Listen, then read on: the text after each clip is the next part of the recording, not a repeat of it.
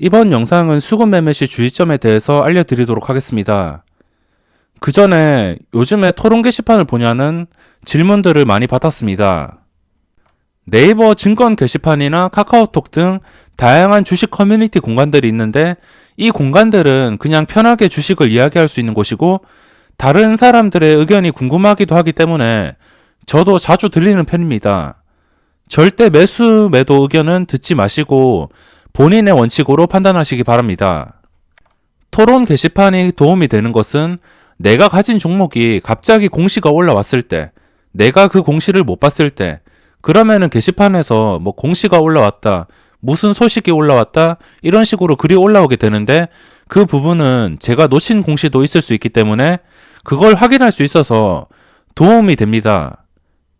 그 외에 매수와 매도를 결정짓는 것은 다른 사람들의 말을 듣지 말고 본인의 원칙대로 매매하는 게 가장 좋습니다. 수급 매매 시 주의점에 대해서 준비를 해보았는데 수급 매매를 잘 활용한다면 정말 좋습니다. 단순 거래량과 재료 차트, 호가창으로만 매매하다가 수급을 활용한다면 방향성이 좀 더 확실하게 잡히는 경우가 많아서 분명히 도움이 됩니다. 주식시장에는 개인 투자자, 외국인, 기관 투자자 이렇게 크게 세 가지로 나눌 수 있습니다. 당연히 이 세 가지 수급 주체 중에 삼성전자나 대형주 같은 외국인 비중이 보유 비중이 높은 종목들은 외국인들이 상승을 주도합니다. 그 외에 외국인의 비중이 크지 않거나 아니면 외국인이 관여를 하지 않거나 외국인이 단타만 치는 중소형주들은 기관의 수급이 상승을 주도할 수 있습니다.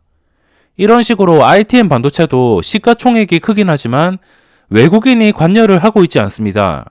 외국인 비중도 없고 여기서 뭐 외국인이 하루 만에 10만 주, 20만 주 들어온다 하더라도 단타로 먹고 빠질 물량이라고 생각을 하시면 됩니다. 그러니까 이 ITM 반도체 종목은 우선 이 유통 물량의 대부분을 보더라도 기관 투자자들이 손에 많이 쥐고 있습니다. 그래서 이 종목은 기관 투자자들이 주도를 할 수밖에 없고 어떤 종목이든 이거는 수급 주체가 누가 주도하냐에 따라서 투자 방향을 결정지을 수 있습니다.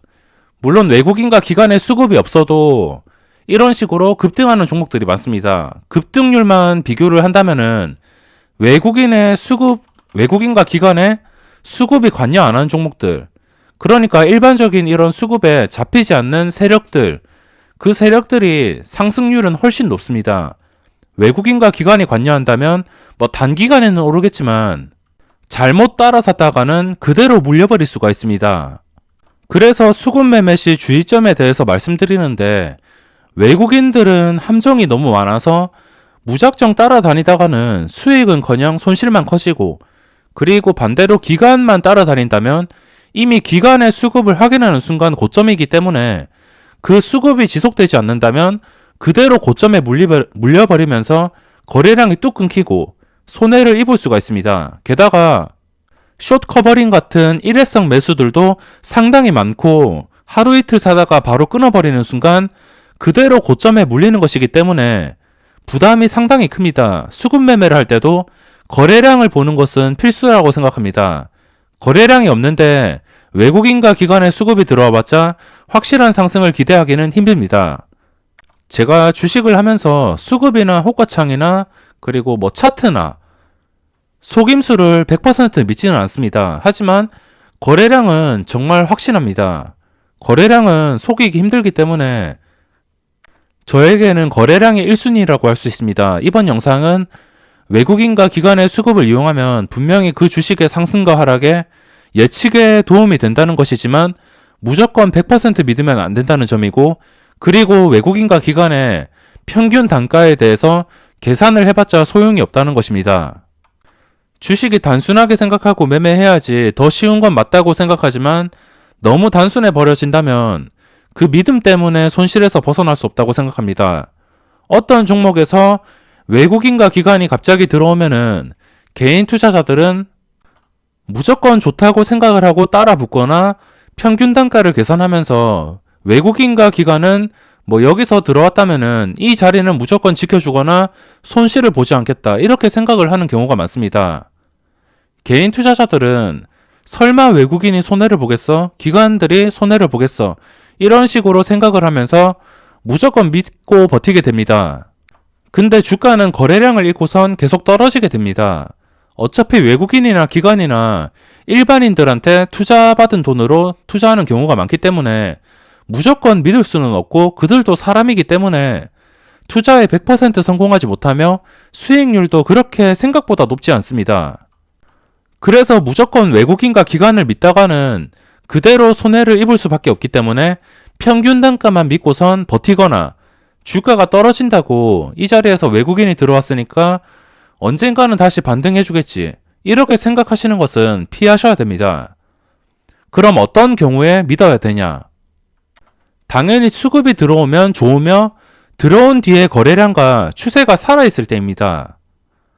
그 뒤로도 거래량이 계속 붙어준다면 추가적으로 외국인과 기관의 수급이 없어도 주가는 급등할 가능성이 높습니다. 첨보나 카페24나 상장 초기에 기관 수급으로 오른 종목은 기관 투자자들이 초기에만 들어오지 그 뒤로는 몇 주씩 매매하지도 않는데 주가는 계속 오릅니다. 그게 다 거래량과 추세가 살아있기 때문입니다. 비교를 해본다면 이 첨보가 주가가 상장한 뒤에 기관 투자자들이 꾸준하게 들어왔습니다. 하지만 꾸준하게 들어올 때까지는 여기까지 64,000원까지 꾸준하게 들어왔다가 근데 꾸준하게 들어오지도 않았습니다. 중간에 단타도 치고 순매도도 많이 보이고 들쭉날쭉 매수 매도가 반복되었습니다. 그러니까 상장 초기에만 그냥 집중적으로 매수를 해주면서 추세를 상승으로 끌어들인 다음에 거기서 거래량과 추세가 유지가 되니까 뭐 거래량이 크게 터지지 않았어도 상승 추세가 유지가 되었습니다. 보시면 이게 무너졌다가 수급이 들어오면서 고점을 돌파했습니다.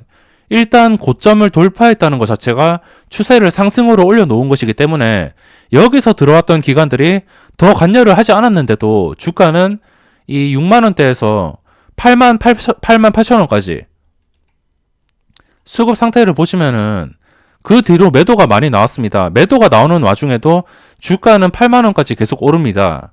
뭐 이때부터는 초기부터는 그 뒤로는 의미가 없습니다. 그냥 샀다 팔았다를 반복하고 주가를 상승 추세로 돌려놓는 게 가장 중요합니다.